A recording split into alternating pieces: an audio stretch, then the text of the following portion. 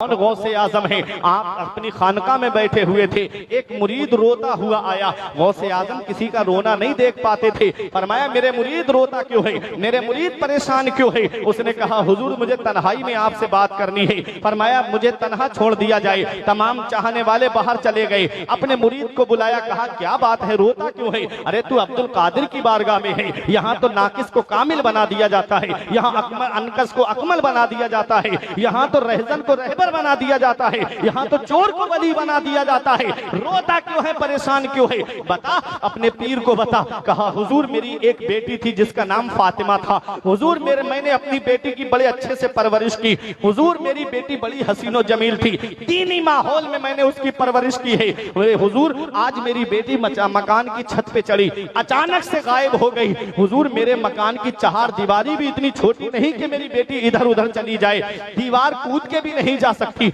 हुजूर मैंने अपना शक मिटाने के लिए पास पड़ोस के लोगों से जाकर के भी मालूम कर लिया, लेकिन मेरी बेटी मुझे कहीं नहीं मिली। सरकार अगर मुआशरे में पता चल गया तो मेरी नाक कट जाएगी। मैं लोगों को क्या क्या जवाब दूंगा? कोई कहेगा कि इसकी बेटी कहाँ चली गई, तब मैं किसको क्या जवाब दूंगा? ये वो दौर की बात है प्यारे मुसलमानों, जिस दौर में बेटियां कहीं भागती नहीं थी। ये उस दौर की बात है जिस दौर में बेटियां कहीं किसी के साथ नहीं जाती थी। बड़ा पाकीज़ा दौर था गौसे आजम का, बड़ा पाकीज़ा दौर था। उस दौर में कोई बदनिगाही भी नहीं करता था। उस दौर में गौसे आजम के मुरीद की आंखों में आंसू है, हुजूर मेरी बदनामी हो जाएगी, आप मेरे पीर मुर्शिद है। अल्लाह अकबर। उस दौर में वजीर, उस दौर में खलीफा भी है और भी बहुत सारे महकमे है, लेकिन गौसे आजम का मुरीद ना तो खलीफा के पास में गया, ना किसी महकमे में अपनी रिपोर्ट लिखाने के लिए गया। हमने कहा वो आप वजीर के पास क्यों नहीं जाते, आप खलीफा के पास क्यों नहीं जाते? तो जवाब मिलता है जहां खलीफा नहीं सुनता है, जहां वजीर नहीं सुनता है, जहां बादशाह नहीं सुनता है, वहां बगदाद के गौसे आजम सुनते हैं, उसकी बगदाद के शहंशाह सुनते हैं। ये तेरा करम है या गौस जो बना लिया है अपना। कहां मुझसे ये कमीना, कहां सिलसिला तुम्हारा? वही ये अदाए दस्तगीरी कोई मेरे दिल से पूछे, ये अदाए दस्तगीरी कोई मेरे दिल से पूछे, वही आ गए मदद को मैंने जब जहां पुकारा। सरकार गौसे आजम नजरे करम खुदारा, मेरा खाली कांसा भर दो, मैं फकीर हूं तुम्हारा।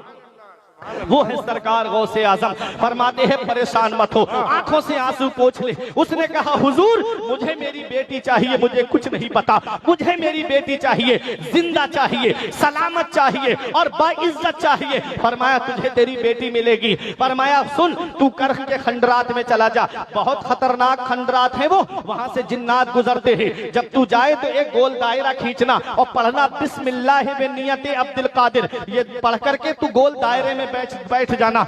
जिन्नात गुजरेंगे लेकिन कोई तुझसे कुछ नहीं कहेगा और तू डरना भी मत उनकी सूरत देख करके। उसने कहा हुजूर आपका मुरीद हूं, मैं कैसे डरूंगा? फरमाया सुबह को जिन्नात का बादशाह आएगा, जब वो तुझसे ये पूछे कि यहाँ क्यों बैठा है, तब मेरा नाम बता देना कि मुझे अब्दुल कादिर जिलानी ने बिठाया है, मुझे गौसे आजम ने बिठाया है। उसने कहा ठीक है हुजूर। कहा जब वो पूछे कि किस लिए बिठाया है, तब अपना पूरा मामला उसको बता देना और कहना कि गौसे आजम ने फरमाया है कि बेटी चाहिए, जिंदा चाहिए, सलामत चाहिए और बाइज्जत चाहिए। वो गया जाकर के करख के खंडरात में गोल दायरा खींचा और जाकर के बैठ गया।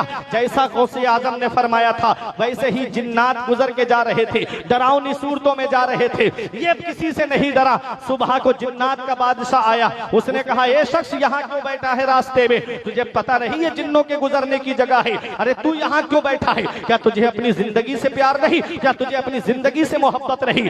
तू यहाँ क्यों बैठा है? उसने कहा मैं बैठा नहीं हूँ बल्कि बैठाया गया हूँ। कहा किसने तुझे बिठाया है? कहा मुझे बिठाने वाले कुतुब रब्बानी है, महबूब सुबहानी है, शहबाज लामकानी है, पीर लासानी है, हुजूर सैयदना शेख मुहियुद्दीन अब्दुल कादिर जिलानी है, जो गौसुस सकलैन है, जो इंसानों के भी गौस है, जो जिन्नात के भी गौस है। उसने जैसे ही गौसे आजम का नाम सुना सवारी से नीचे उतरा और जैसे हम अत्तहियात में अदब से बैठते हैं ऐसे ही अदब के साथ बैठ करके कहता है, बताओ मेरे आका ने क्या हुक्म दिया है, बताओ मेरे आका का क्या हुक्म है। कहा गौसे आजम ने फरमाया है। अब मुरीद अपनी पूरी दास्तान बताता है कि गौसे आजम का ये हुक्म है, गौसे आजम का ये फरमान है। मुरीद कहता है कि मेरी बेटी मकान की छत से गायब हो गई है, मुझे मेरी बेटी चाहिए, जिंदा चाहिए, सलामत चाहिए, बाइज्जत चाहिए।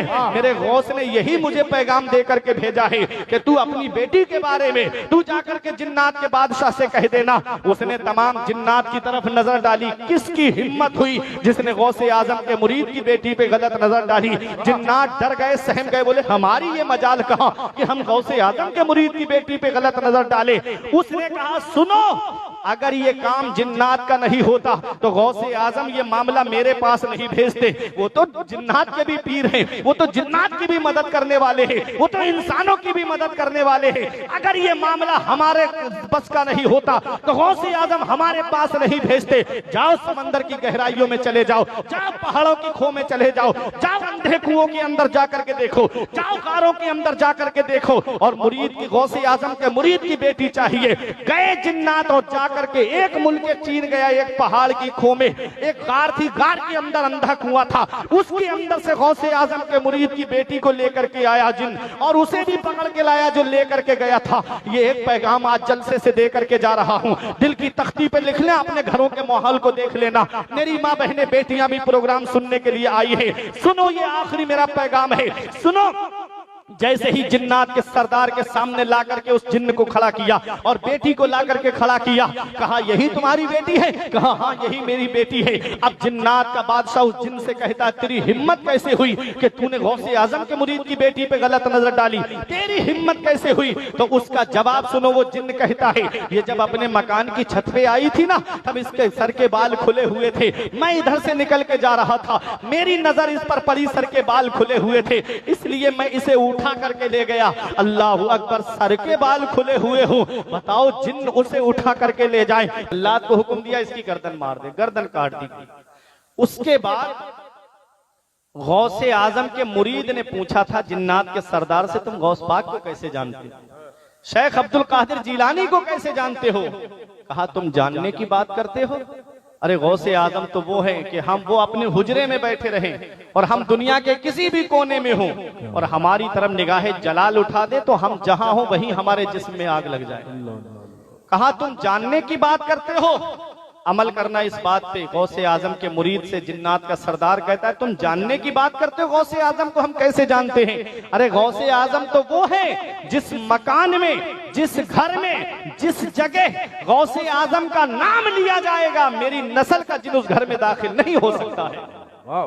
मेरी नस्ल का जिन उस घर में दाखिल नहीं होगा। पीरों के आप पीर हैं या गौस अल मदद, अहले सफा के मीर हैं या गौस अल मदद, सदका रसूले पाक का झोली में डाल दो, हम कादरी फकीर हैं या गौस अल मदद।